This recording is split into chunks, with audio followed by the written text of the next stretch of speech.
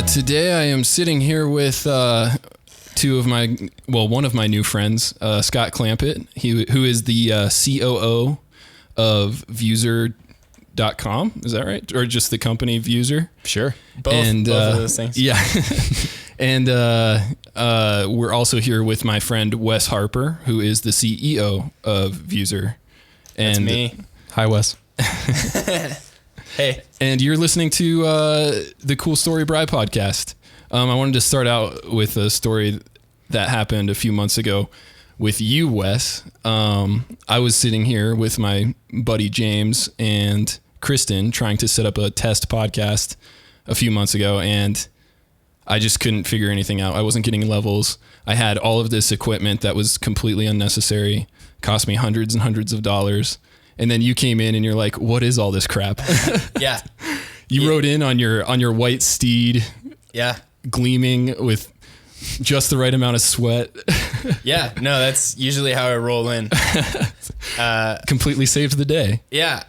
It was pretty crazy. Like, you got all this stuff from like advice you got on YouTube, right? Yeah. It was YouTube and some a couple other articles that I read, and I had all great equipment. It was just for the wrong thing. Yeah. Really. I mean, it seems borderline irresponsible to be giving people advice when you don't even.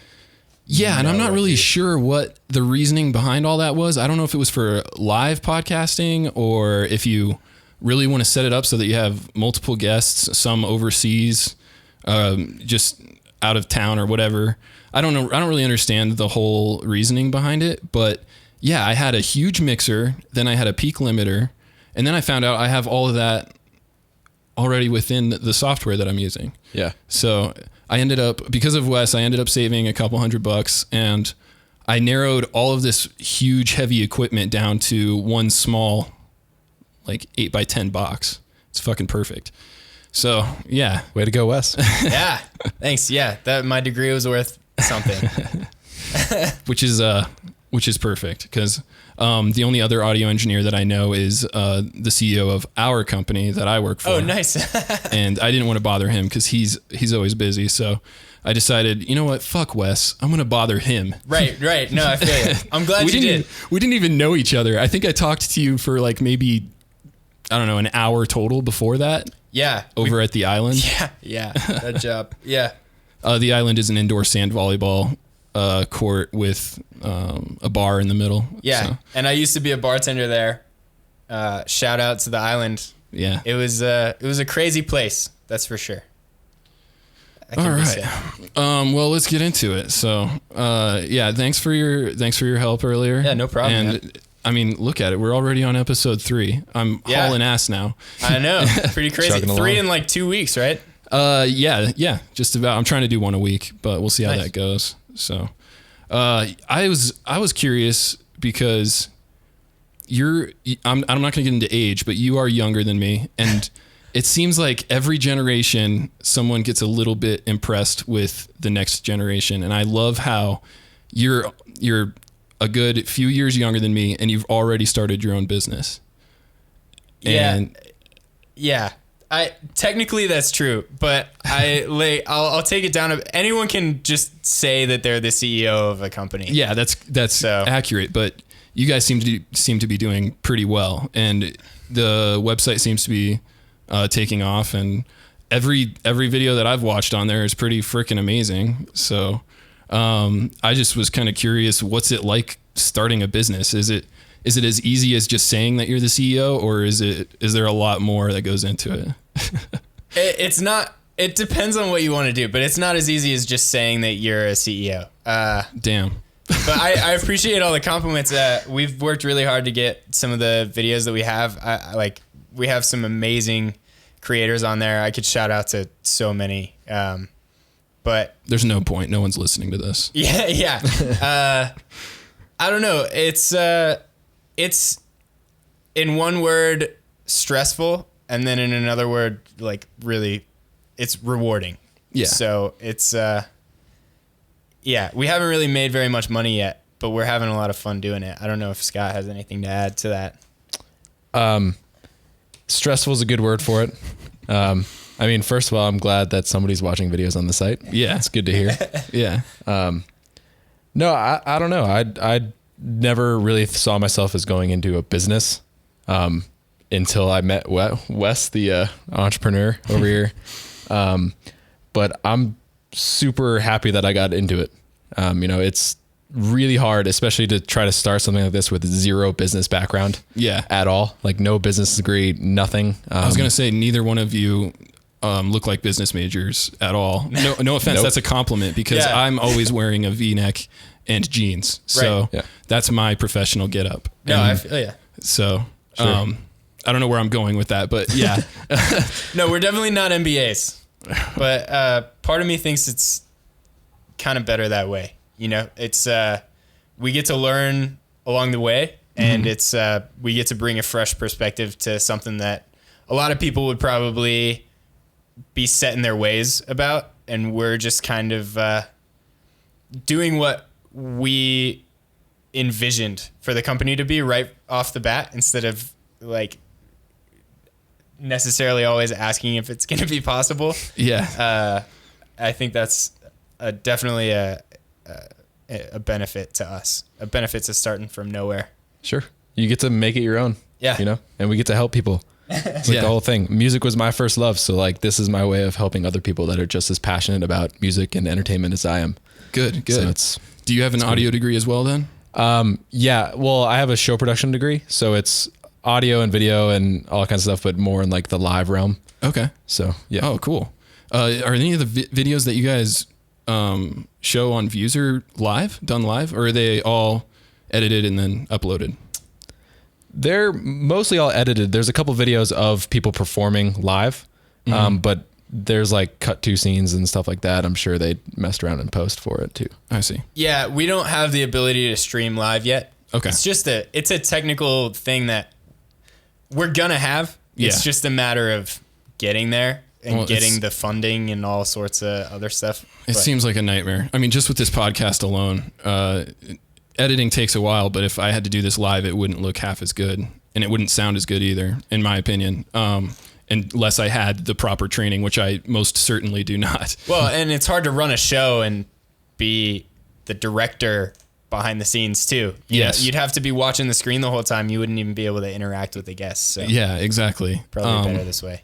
So, speaking about, you mentioned earlier that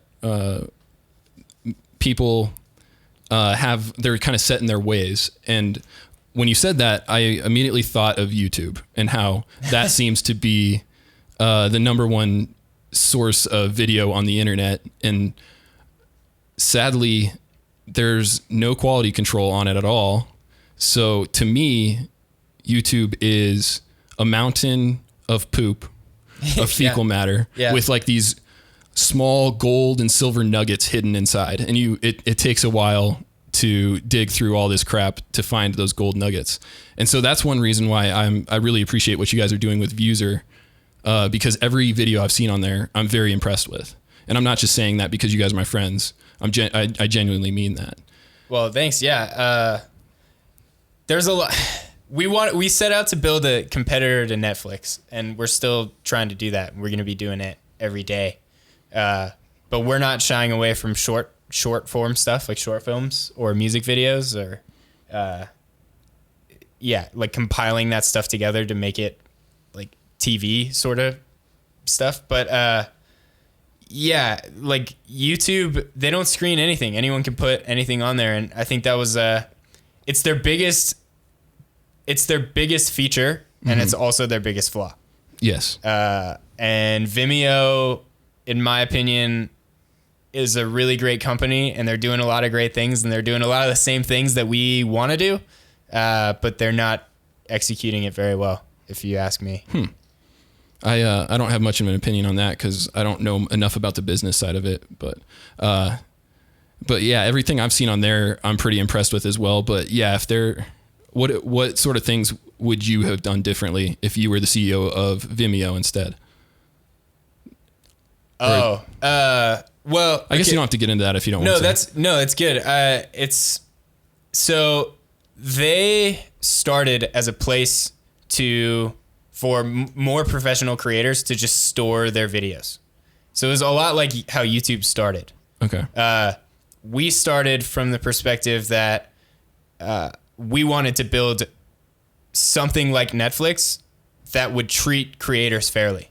And so Vimeo kind of evolved into that, but they haven't built things very well for viewers for a long time.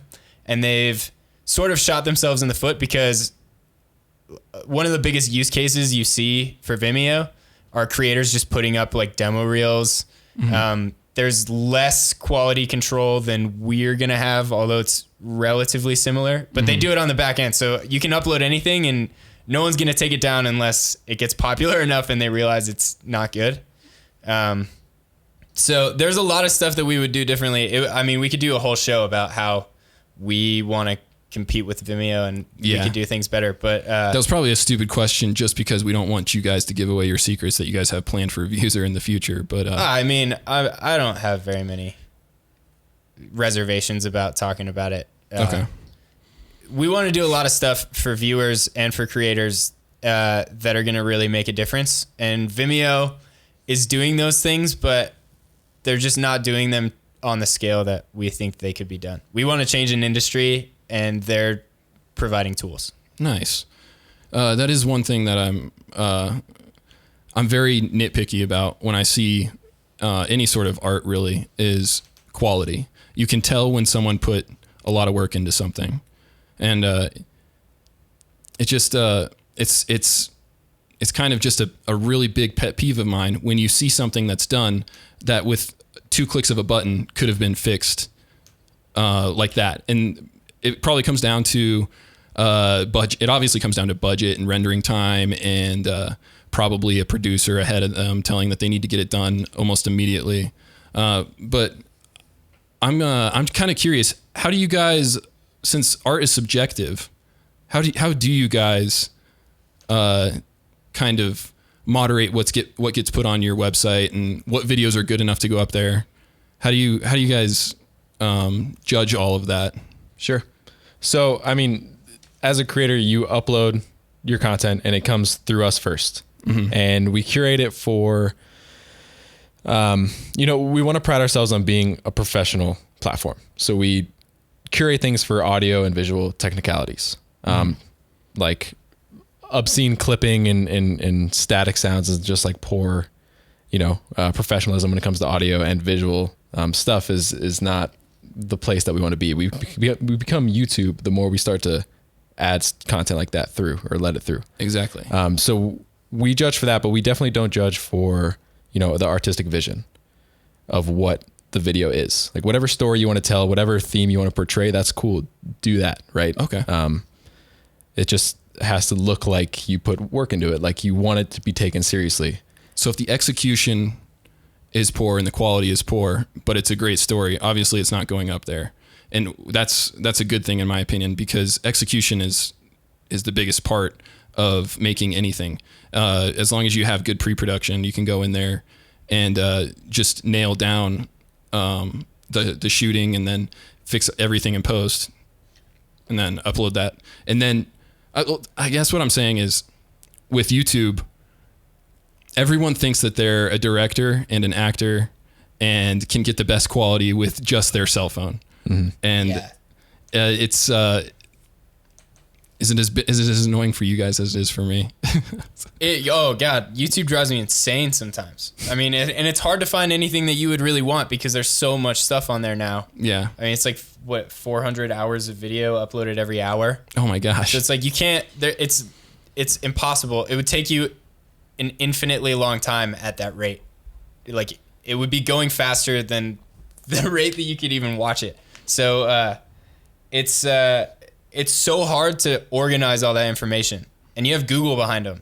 Mm-hmm. We are working on things that can intelligently organize everything up front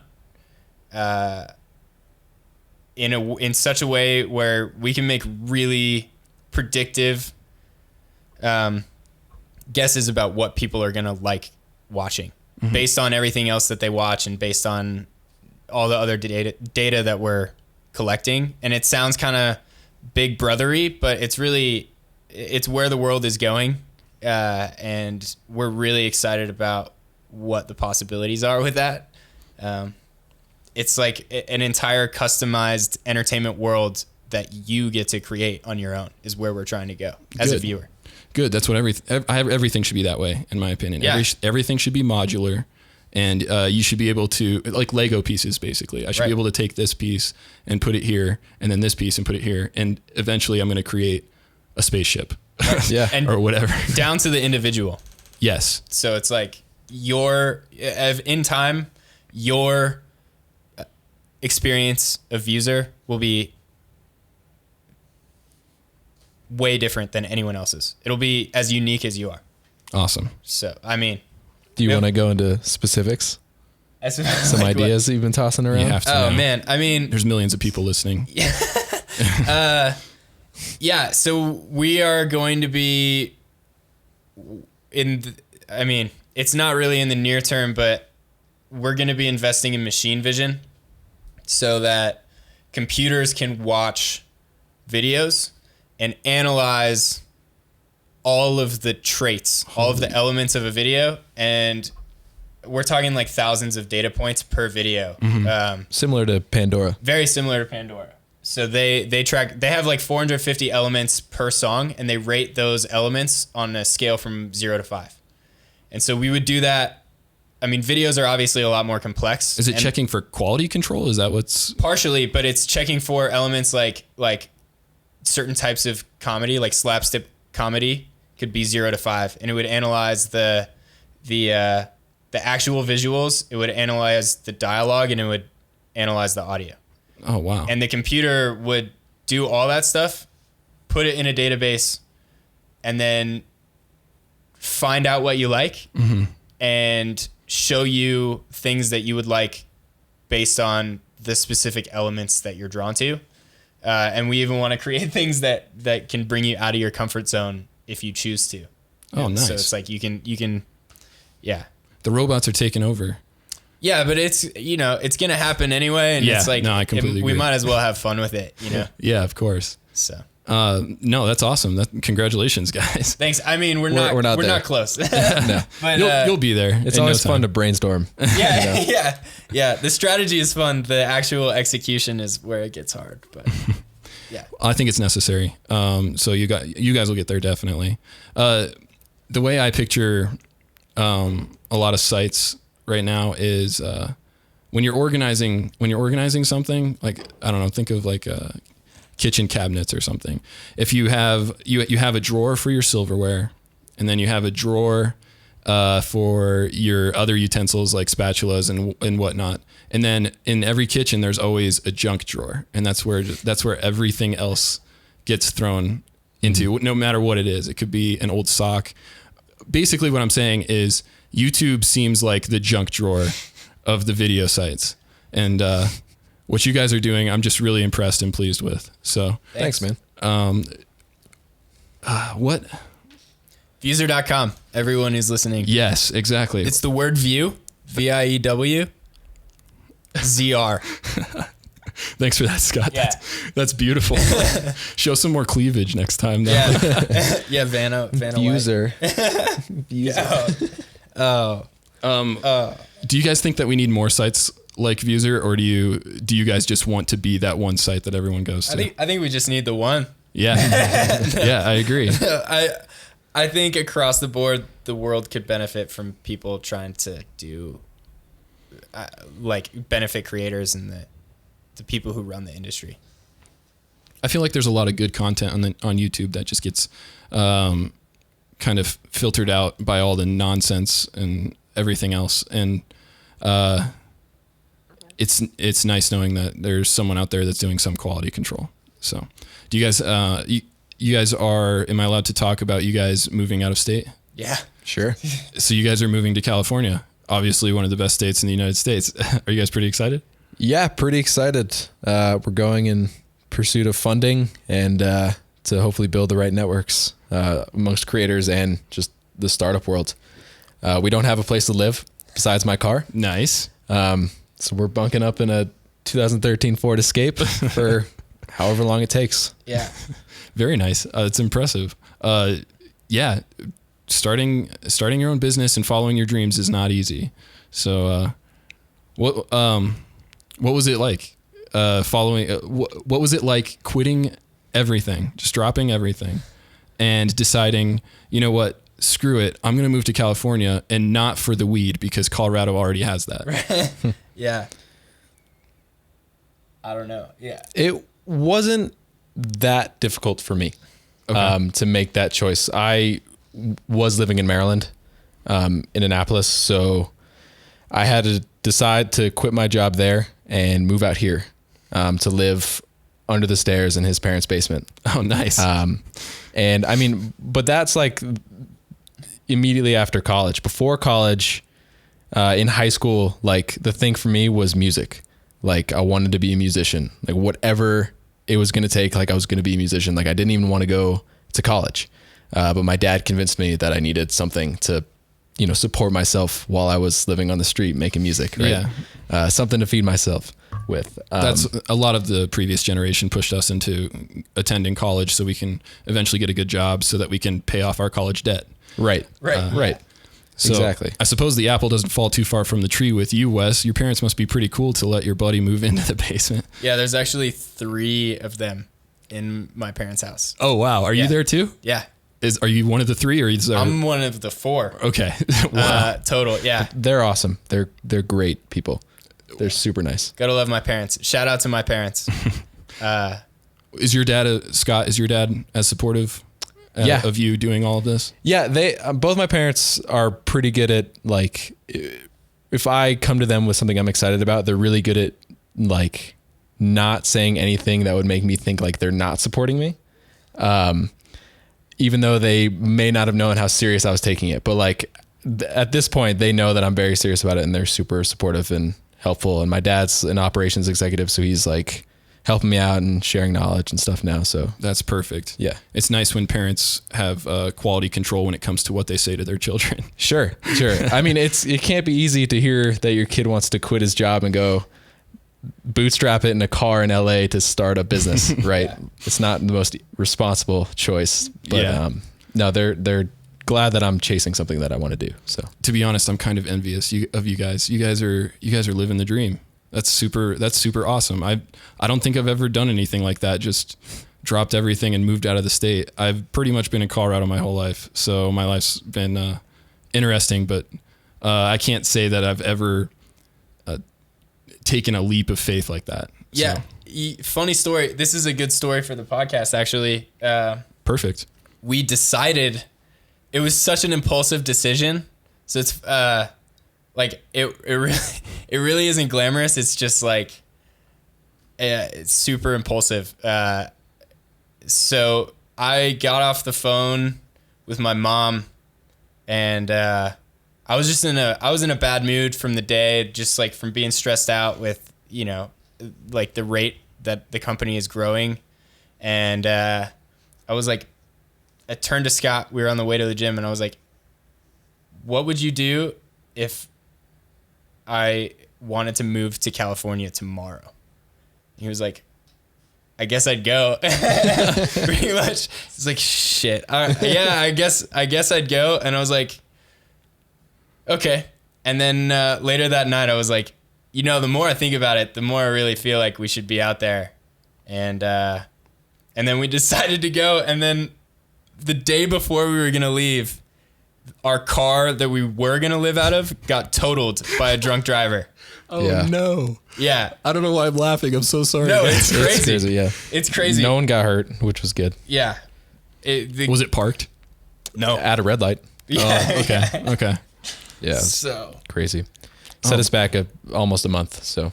Bummer. It'd be even worse if that car actually had more room than your what was it, a Ford Focus? It was this Ford Escape. Ford Escape. Yeah, it was a 08 Ford Escape, and then I just got a 2013 Ford Escape. Oh, okay. So shout outs to Ford Escapes. Yeah, maybe they can sponsor us. I just got a minivan, so yeah. Nice. Yeah. Dude, I wish. My old minivan busted as well, and it just broke down on the highway. Luckily, I didn't get hit by a drunk driver or anything, but I loved it. It was a 2001 Dodge Grand Caravan. Nice. And so I got a 2010. I mean, just in case I ever have to live out of my vehicle. At least it's like a studio apartment, you know. For sure. There you go. That was my first car. I had a 2001 Dodge Grand Caravan, blue, no hubcaps. Nice. And that was my first car when I was in high school.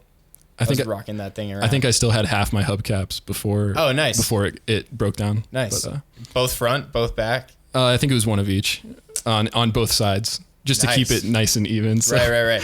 I probably should have put one on, or I probably should have put both on one side, on the driver's side. So like anyone driving on my left side would think that You have all four. Yeah, Right. then I'm all good, and anyone on the left would just think, oh, yep, there's a college kid in a minivan. Right. But it's a 2001 Grand Caravan, you know, like no one's expecting too much out of the driver. Yeah, It's like, you know, minivan drivers, you know what I mean? well, Just moms? Like soccer moms? undercover badasses. I loved it because I never got pulled over. Yeah, dude, I know. It's so nice and it had dents all over it. Yeah. It was perfect. Yeah, and I think our generation is a little less judgmental of what people are driving nowadays. No one takes care of their cars anymore. But I think our generation is just less judgmental of being poor because everyone is fucking living at their parents' house That's again. true. good point. Yeah. Speaking of being poor, what are your guys' plans when you get to California? Do you guys? I guess I should ask expectations. What are your guys' expectations? What do you guys want to happen? What's your 5-year plan? Oh man, we can't go that far in the future. What's your 3-month plan? Yeah, that's good. We're gonna try to make a living using the tools that we provide on our website. Okay. So there's that. We are gonna try to get as many content creators and ad agencies on the website using the product as possible and figure out what works. So that's what you guys are searching for, is content creators mainly? Yeah, and Okay. we're gonna go try to get funding. Okay. Yeah, and investing, of course. Okay. Very cool. Well, That was not long enough. I know. I don't like it just being 30 minutes, but it helps so much when it comes to the video editing phase. For sure. Because I have to do that all manually right now. But, Well, as you get better at it, you'll be able to kind of extend. You know what we could do? We could record a second show. I was actually just gonna say we can do another one if you guys would like. Yeah, we but- could do another Sure. 30 minutes. You can make it episode 4. Okay. And we could just continue from where we left off. Okay. Part 1 and 2. Yeah. Do you guys have any last major pieces of advice that you want to say to the listeners? Since some of them, I don't know. I'm going to have really good advice 30 minutes from now. Okay. Great. So listen to the next episode. Make sure you tune in because my advice is going to be, we're going to be dropping knowledge bombs on everyone's asses. Yeah, that's a really good idea. Yeah. No podcast is ever going to be as great as the next part of this podcast, the sequel of this one. We already know it's so good. We recorded it before and it's so good. There's so much good stuff coming up. I actually love doing that. That was one of my tricks in college was to make an animation that really wasn't that good. But I was working on the side, I was working on a really good one. And then, so I'd show them like a previous week, the not so good one. And then I'd come back the next week and just blow everyone out of the water. Nice. So this was the shitty animation. yes, this podcast was the shitty episode. Yeah, this was the shitty one. Man. And Bryan just ruined all of our trade secrets, so My bad. yeah. My bad. But hey, Well, guess we're done. Can I go with you guys to California? Yeah. if you want, I mean, it's gonna Let's be a snuggle tight up. fit. I'll live in the minivan right next door to you guys. Yeah, that'll you go. work.